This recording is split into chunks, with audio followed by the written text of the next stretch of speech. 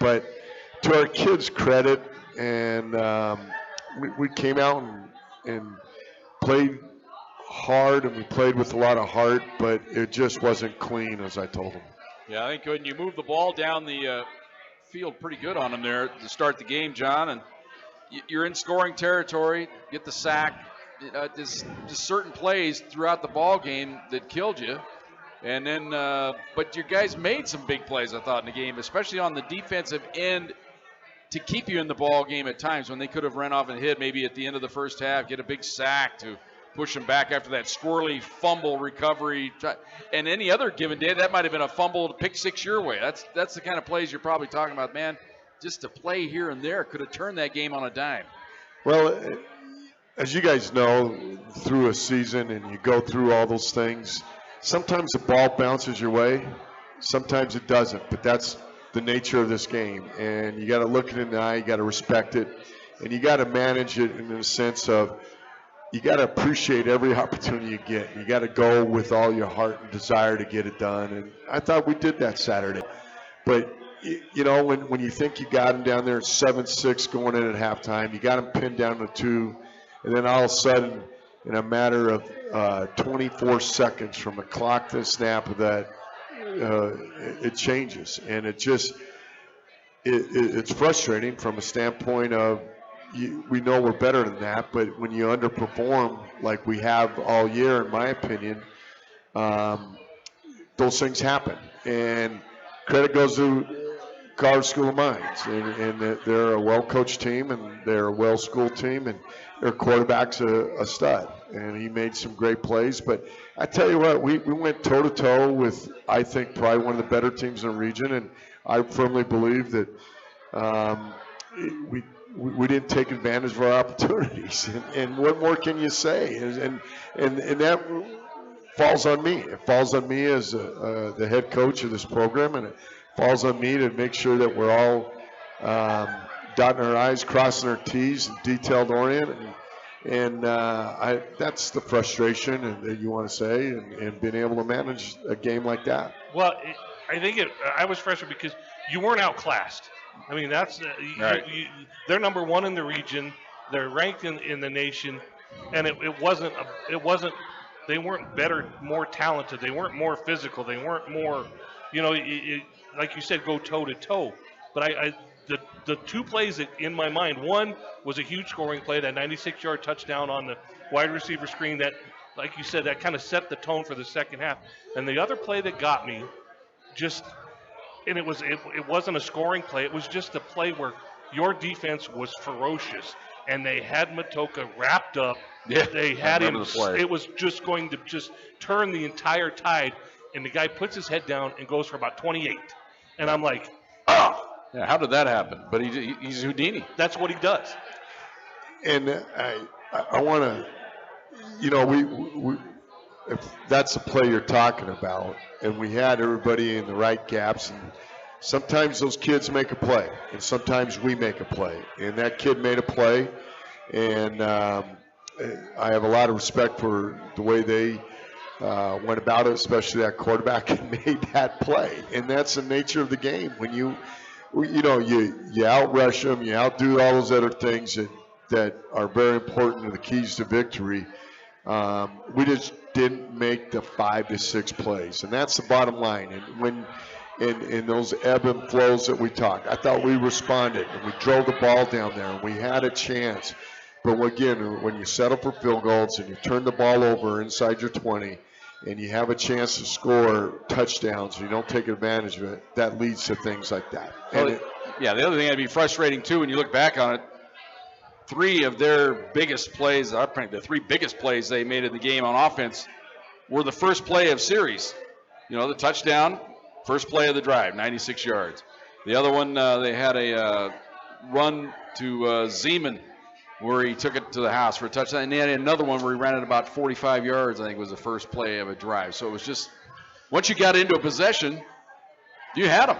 And then Joe commented early on in the game, his first read wasn't there the whole ball game, it seemed like. He'd say, that's not there. So he had to go to his second and third in his progression. Sometimes he'd find somebody, but a lot of times he was in trouble.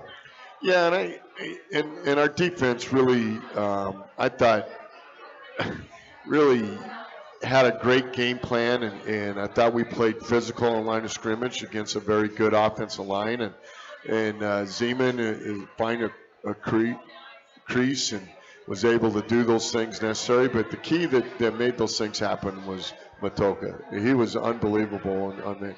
And I think if you boil down to it, you know, we got out quarterbacked, I guess is better to say. And that's no reflection on what Gunnar and Stevie tried to do coming in there, but he really did a great job of going and willing his team to go win, is what I want to call it. Difference maker. He willed them, Yeah. and with his spirit and making plays, and everybody rallied behind it. Now this was a second guesser's dream game for a few decisions, and we were, you play out all the scenarios, the going for too early, the kicking out of the end zone from when you got the 2 penalties, all these things. How much of that do you think of still today, or do you have to flush that as well? Well, those decisions, going for 2 was. I wish I had that decision back. In my mind, I wanted to try to gain the momentum and say, hey, all we got to do is go score a touchdown and not a 2 to go win the ball game. And when you were a 1 score and then that happened, they scored quick, and then we got down there and I faked the punt, and we made the call, and we were all set when it was 7-6. And we were going to go for 2 at that point, no matter what. But when it became a 2-score game, I agree with that. We should have probably waited on the other time. But I wanted to try to see some momentum, and probably didn't make a great decision on that. Well, I can see that you play devil's advocate. You could say, well, you know what? We got the momentum right here. Let's strike on them right here. Let's not make it a do-or-die situation. What it would have had to have been if you score the touchdown and make it 21-19, got to go for 2. It's all or nothing then. Maybe a little less pressure, and plus you had the momentum at that time. Hey, let's hit him right now. Well, that's kind of what. Is that what the thinking was? Yeah, we had a play call that we practiced and we repped it, and we didn't execute it, and that's the frustration part of seeing what you had, and you just are not executing clean. And to me, that's a part of our coaching. It's part of our buy-in. It's part of the whole deal of what we're doing. And that's why we are 6-4. And versus being in all reality, you look at this thing, and if we played as hard as we could, and like we did on Saturday, and we're not in this position that we're talking about. And that's our body of work of who we are, and that's who we are. And we got to do a better job of making sure we identify and get them motivated, and making sure that we're doing all the things necessary. But some years it's a little tougher. Now, Joe noticed this right away, and I thought so early on. Gunnar took a hellacious shot that first drive where he got just waylaid. He was hurt, and it seemed like his passes weren't Gunnar-like the rest of the game. Now, some of them straight line, but he was a little errant. Was there a health situation with a hand or a shoulder, or was he? I think he got a little cautious on the shoulder when that happened. When we had it targeted, but we changed it on the line of scrimmage that threw the tackle off, and the tackle was supposed to come down and block the guy, and he came right through, and we had one-on-one on the other side of the blitz where he's supposed to take it, and we just didn't try to get that accomplished. And again, it boils down to our fundamentals of execution of a championship team, and we didn't do it. And when the sack happened, it had to be particularly frustrating because you moved it right out of there. You were moving the ball on the ground. Everything seemed to be working. Then you're going to hit him on a pass play, which it looked to be open. Where I'm looking at it, it just didn't have enough time. He got shellacked early. Well, let's give credit to them. Let's call it as it is. They dialed up the blitz, but we had a protection on that. We should have handled it, and we didn't execute it. So it's the frustration of what have we done to prepare them, and try to make sure that we get all that executed, but it falls back on us as coaches to make sure that we have the responsibility so they can execute clean. And you think you have it, and you think you rep it, you think you're fundamentally sound on all those things. Didn't happen. So what you see on film is what we've tolerated, and that's what it is. And so that's what I've always adopted. That's what I will always believe in. And so we got to do a better job of making sure that we can coach better on that. Then a couple other plays, I guess, that when you're 2nd and 5, I think at the 10, going in, the 2 fade routes into the corner, it just seemed like Gunner was a little off. Was that hesitancy, or he just aren't? We both think he was hurt. Like there's something amiss there, but you had those 2 shots. I guess if you look back on, man, maybe we should have run the ball twice more and get it inside of, who knows. Well, because you tried it later in the game running it and you lost 5 yards. So you can't always just say, well, we should have run it, because sometimes they dial up the run play blitz that get you in trouble. Well, again, it boils down to your fundamentals of execution. You got to hit the play on its how you doing yeah. it. And so we had some opportunities that would have been really clean, and I think that we had it back. We identified some of our errors, and I think they were all coaching errors that we could have said, hey, because we had the flat guy open that we thought we were going to take, but we thought we had a shot, and we said, hey, if you got a shot, you go take it, and he took it, and we just didn't keep it in balance to make a play right there. And so those are the things that you as Joe started this session right here about frustration, and the frustration of going our execution, and it falls on us as coaches, it falls on me to get it right. And believe me, it's been one of those years like that. All right, let's go ahead and take a timeout. We'll come back here. We'll listen to a couple of the plays from the game on Saturday. We are at Thunder Zone Pizza and Tap House. Got a nice crowd. There's no parking places out there tonight, so you're going to have to park over in the Thunder Wolves parking lot to come on in and join us. But come on out and join the John Wristen Show. It's all-you-can-eat wing night. You can have anything you want. You know what I had Saturday? The bug man over there, he bought my dinner for me on Saturday after the ball game. I came in, I was a little down in the mouth, and he goes, well, let's get you some dinner. I had a slopper. They're good. It was good. They're really good. First rate, enjoyed it. So you could have that if you want to come here. But come on down and join us. Thunder Zone Pizza and Tap House. It is the John Wristen Show on Fox Sports Pueblo. And welcome back. Thunder Zone Pizza and Tap House. John Wristen Show. That's why we do the show right there. Was that the Steel City Warriors? I'm not sure what that team. Hutch, what's the name of your team? Steel City Warriors. You Yeah. City Warriors you in the seven. house. 7 and under. They got Hutch is coaching them, so. Hey, Hutch scores more touchdowns than we do, so we need to get those guys on our team. Yeah, we need to run some of those plays. Yeah, we're glad they got to come over. They got a nice picture op with the head coach. That ought to be fun. Yeah, that was awesome. A couple we had in our youth football camp, so I remember seeing those smiling faces. All right, John, should we get to some of the plays from this ball game? Let's see. I got to dial up my list here.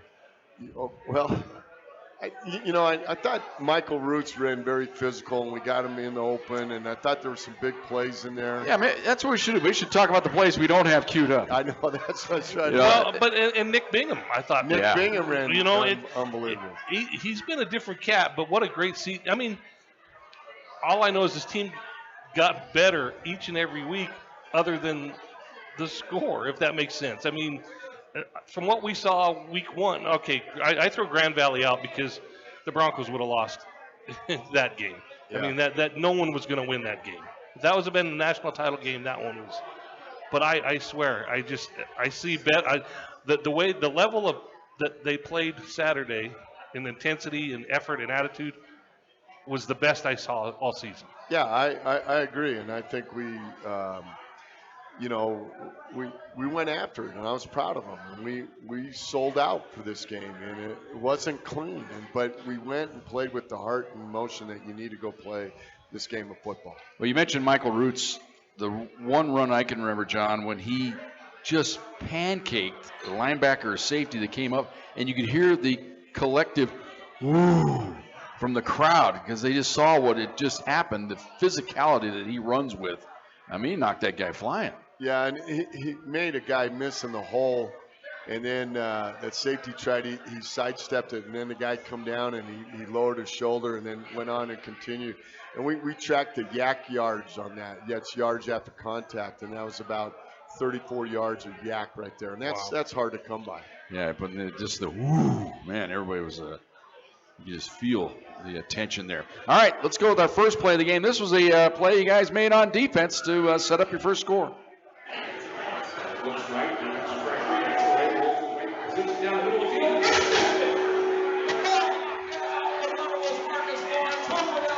Would you expect to intercept it for the fact that Marcus Lawrence baited him the whole play? Baited him the entire play. He had that read from the time of the snap. Well, John, that didn't come down the line too well there, but I'm sure you can get the idea there that he baited him. Yeah. Marcus Lawrence had that read. He had it read from the snap. Well, Matt Stevens came across and thought he was going to get it, but Marcus was playing over the top on it and made a nice play and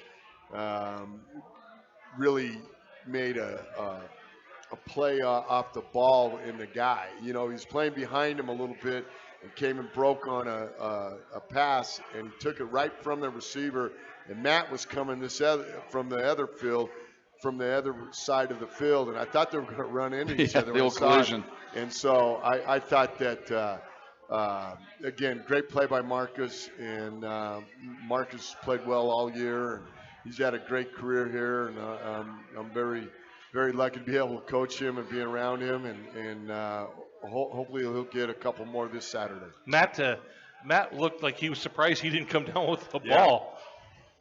Well, then later on in that half, got a couple field goals from Zulek. Had to be proud of your freshman kicker coming in, kicking the backup guy, and he did the job.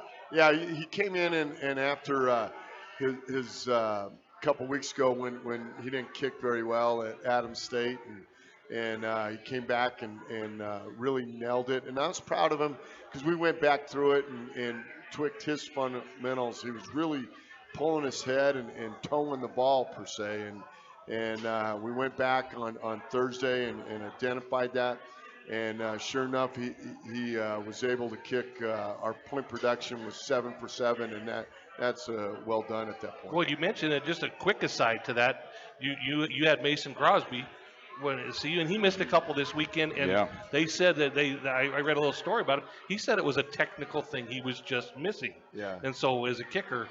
Well, we film all this and be able to study them in practice, and that plant foot is always has to be consistent so he can get his rotation. Then the other thing is left shoulder has to keep tucked versus flying out, and that causes if you can keep your head behind the ball and do all the different things necessary.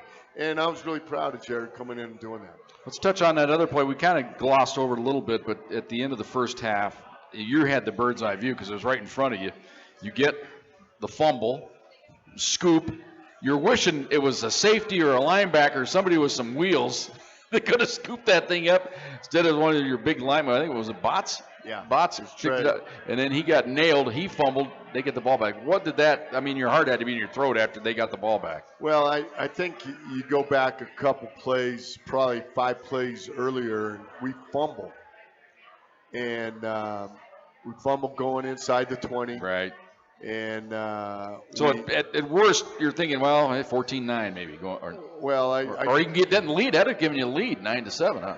Well, we would have at that point the score is 7-6. Right. So you either go up 9-7 or even further. We're going to score a touchdown. Right. To be 13-7 in my mind. And so we fumble, and they pick it up, and they take it down the sideline. But the key was Max Fine. The Max Fine chased it down and kept him out of there. And then our defense rose to the occasion, and then that led to that turnover. But the key was that we didn't give up points on that. And that was because of Max Fine hustling down there and making sure that was, you know what that reminded me of? Remember probably 5 years ago when we went and played down there, and we're driving, and they have a 95-yard punt return, and then they have another one on that. So it just seems like we're snake bite on that area and try to do those things when we play College School of Mines. But you know, the reality of it, we held them on that, and that was a heck of a play by our defense. Trevor caused a sack. Ball comes out. Trey picks it up, running, trying to make a play, and then all of a sudden he gets stripped, and then they recovered. I was yelling, he was down, but there was no way he was down. You're just hoping. I was hoping, that's for sure. Well, then later on, after they did get the ball back, thought, oh no, they're going to go in, they're going to get that field goal for sure. They might get the touchdown. This might all just blow up in your face. But I think it was Big Ike on Wuosoanya got that huge sack, which knocked them out of field goal range. Yeah, that was great pressure up the middle. But the key was our coverage down the field because he had to hold it. And so I think we mentioned earlier we took his first read away and had to make sure we managed that. And so, you know, that was one of those big plays in a ball game that kept the score within a chance for us to go win it. All right, let's go to our next play here. We're going to move on into the second half. This is after the score. I think it's 21-6 at this point. You're out around midfield. You're in their territory, actually. You send the punt team out, and Joe and I a little incredulous, I guess. I'm going, man, we can't. They can't punt the ball here. Something's up. I go, maybe they got a fake. So let's listen to our call of the game here.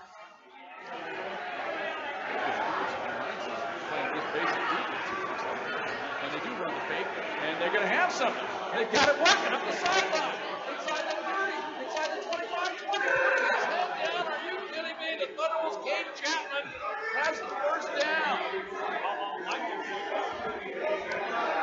Yeah. I don't know if you heard that. I don't know. We got to pump up we got to pump up the volume down the line here so John can hear the plays. But talk about that fake punt play.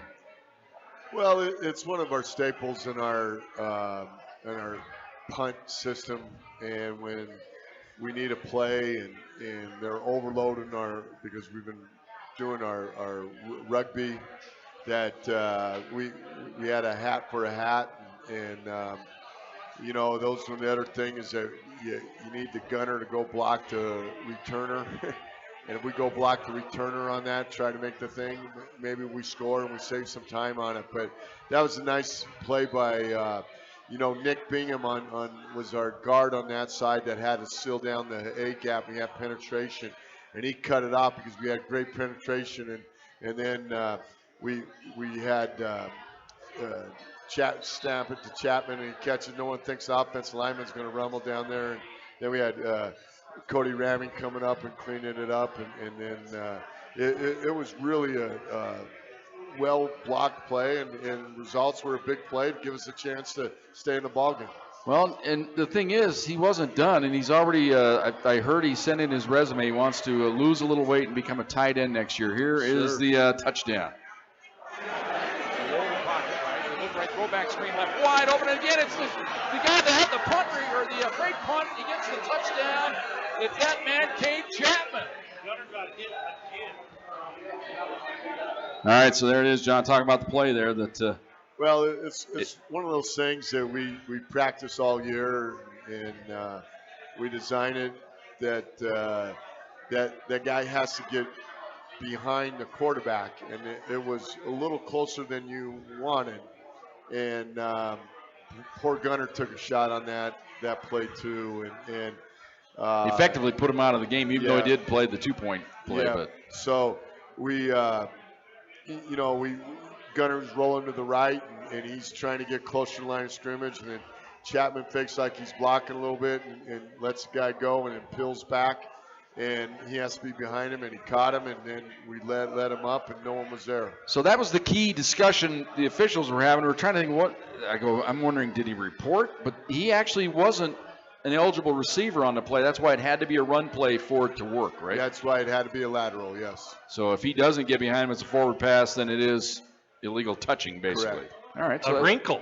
Well, it was a wrinkle. It was a wrinkle. It was one of those things that, again, we've been working on all year. Why save it, right? Were you ready to come out of your skin or your shoes there if they had called it a forward pass? You had the best angle on it. I mean, it was close. It was close. It was closer than it needed to be. Right. But the guys upstairs said it was a good play. So. Do you ever, as a head coach, when you're talking to these officials before games, alert them of possible plays like that?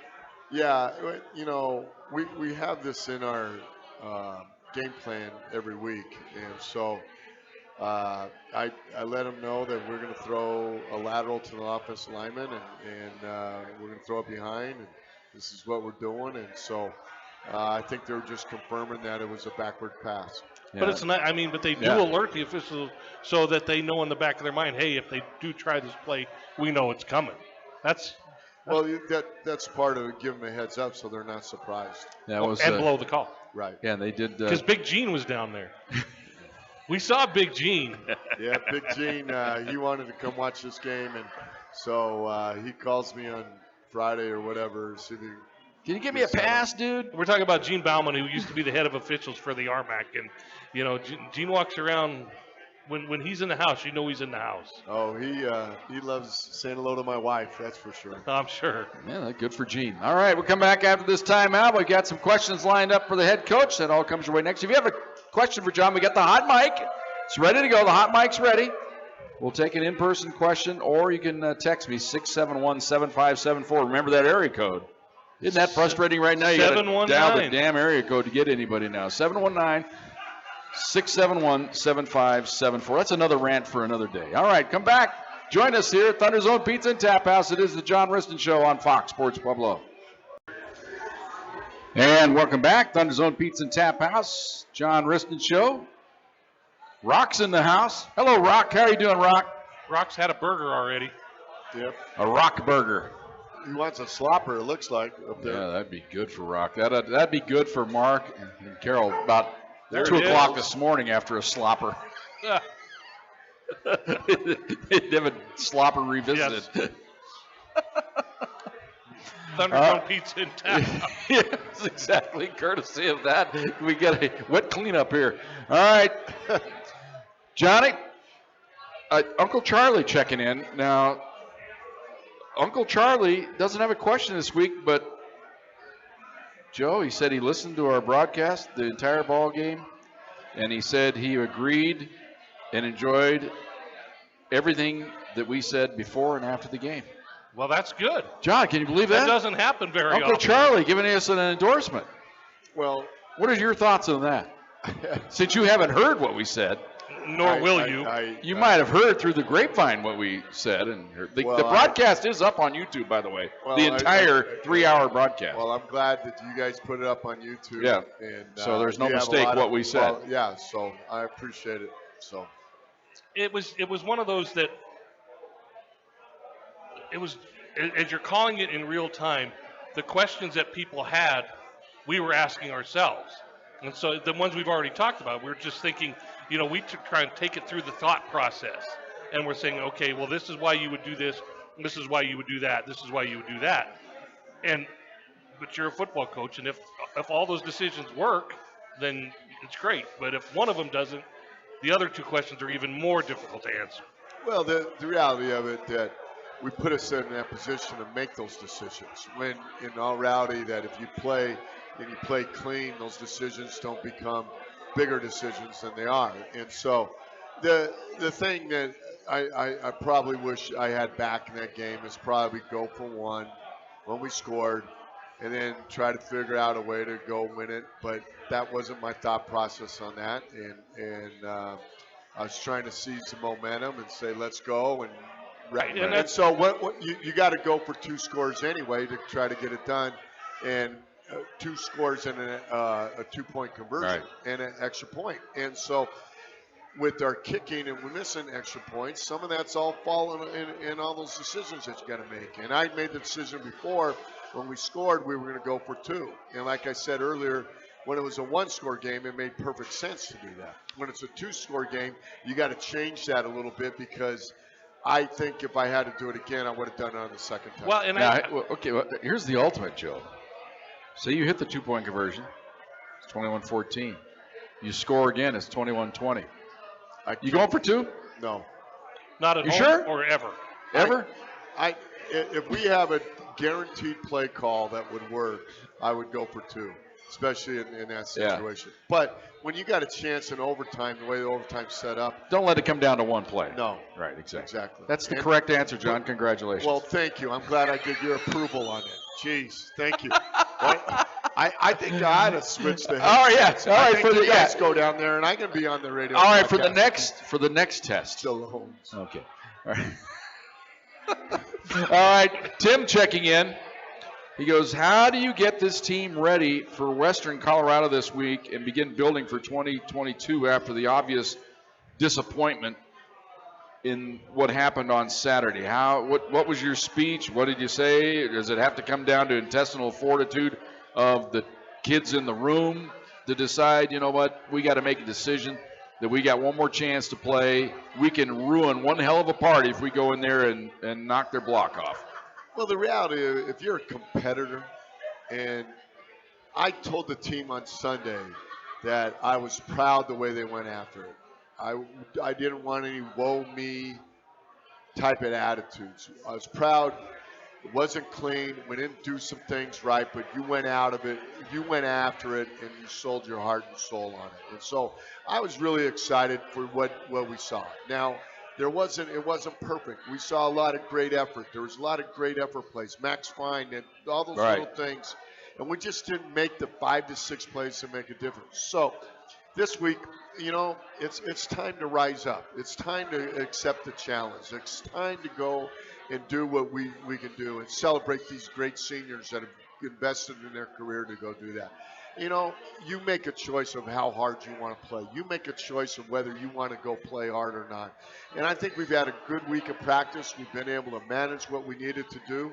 We're really banged up, but those are the things that give people an opportunity to go compete and go play.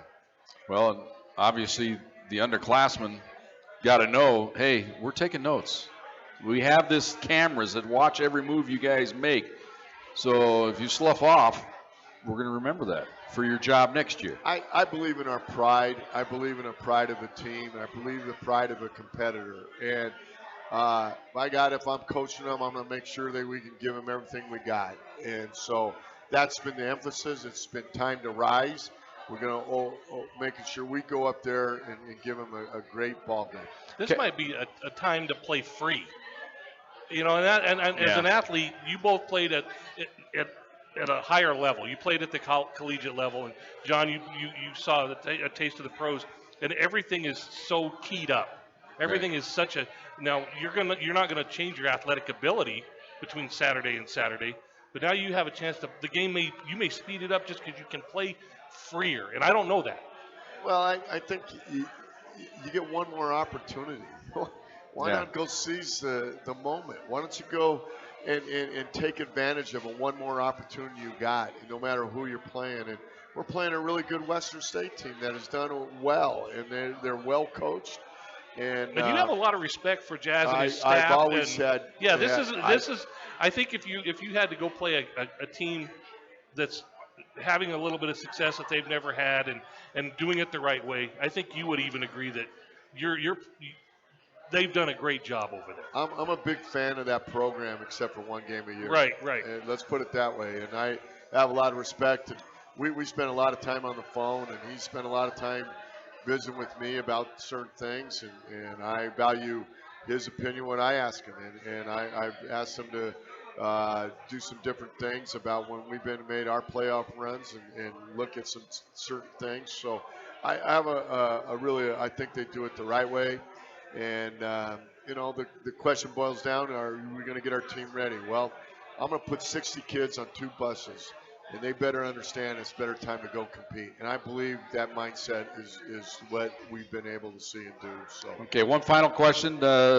Quarterback, do you go with the freshman this week, or do you stay straight up and you play Gunner and then just see what happens? Or plus it comes down to his health as well. What's your philosophy going into the game? Gunner is ruled out of this game, and so we are starting Stevie, and Devin will be his backup, and we'll approach it that way. All right, there's your answer to the quarterback situation. All right, that's our questions. If you got one, you can still get it to me. We'll do it on the other side, but we'll come back after this timeout. Also have the hot mic here if somebody wants to say something to John. Come on up and do it. After this timeout, we'll preview the Western Colorado game. That all comes your way next. Thunder Zone Pizza and Tap House. It is the John Wristen Show on Fox Sports Pueblo.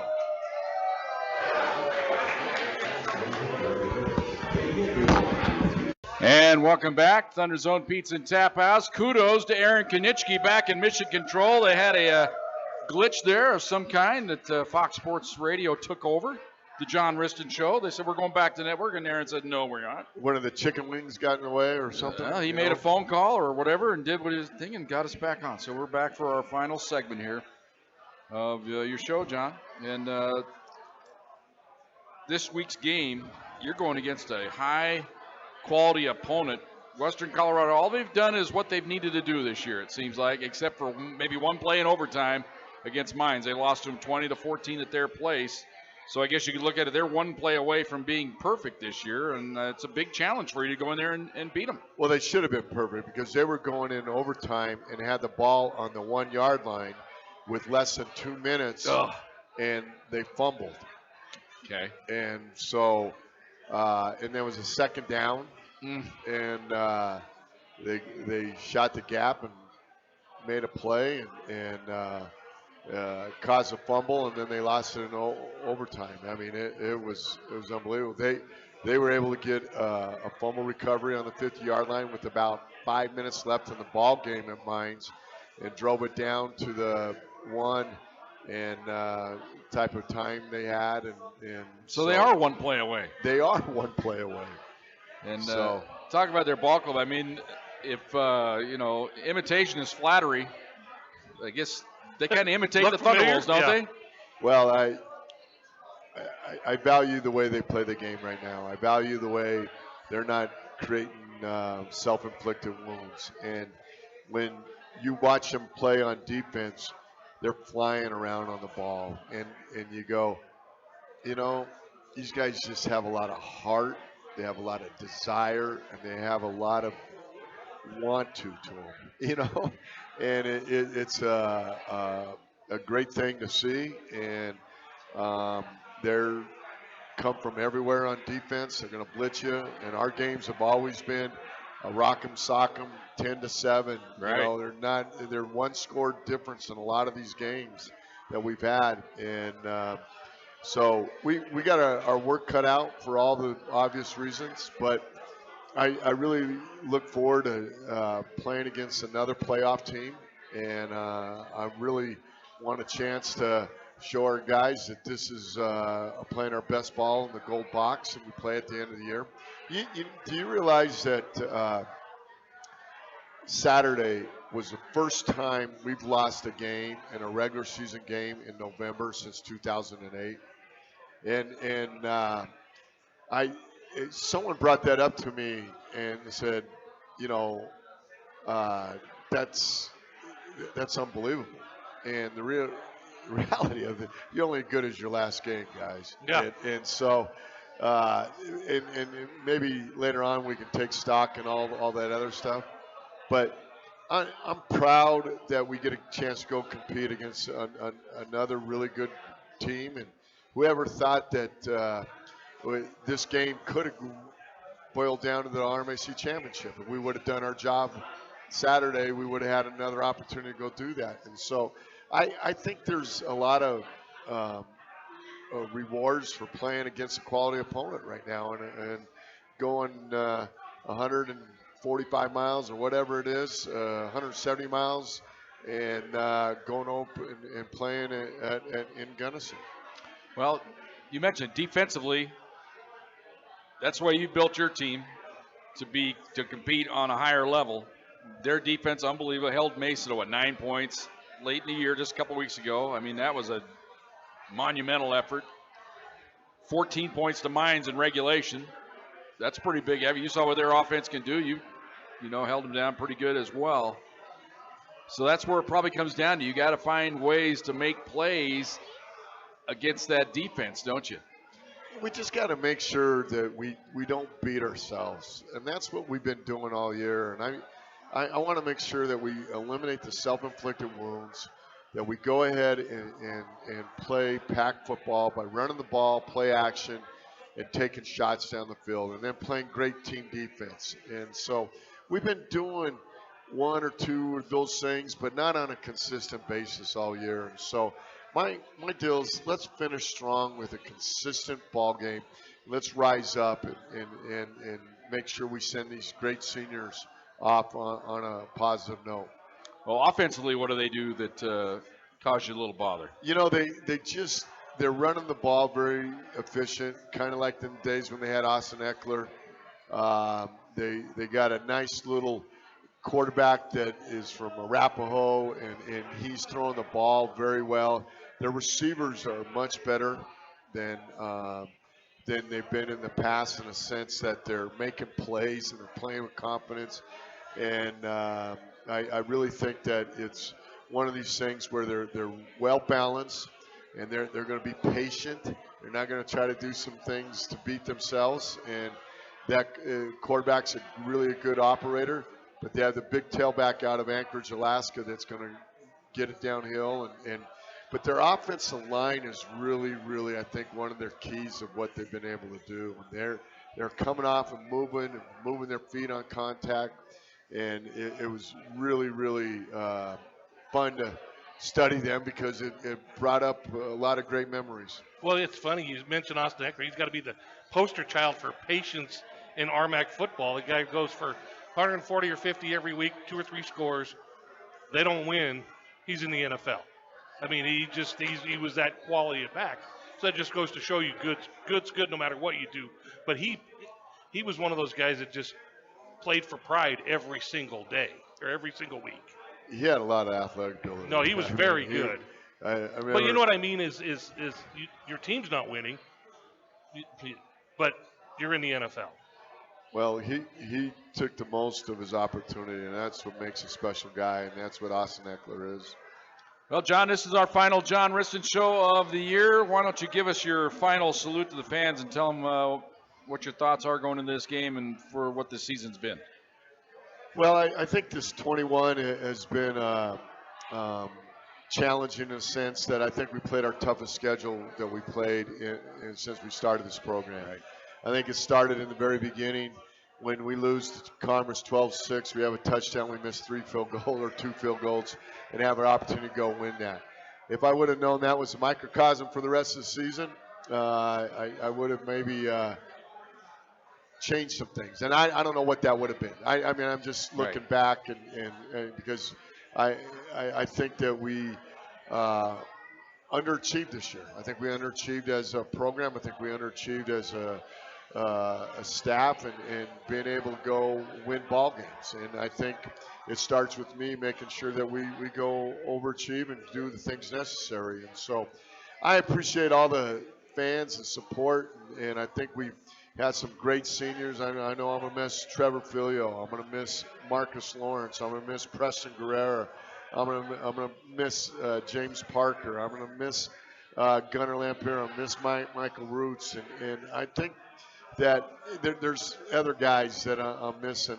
And those guys have bought into what it meant, and they've gone to work. And I feel bad that their senior year is not finishing up in a national championship game. You know, that's still going to be our standard, and we're going to hold it to that standard.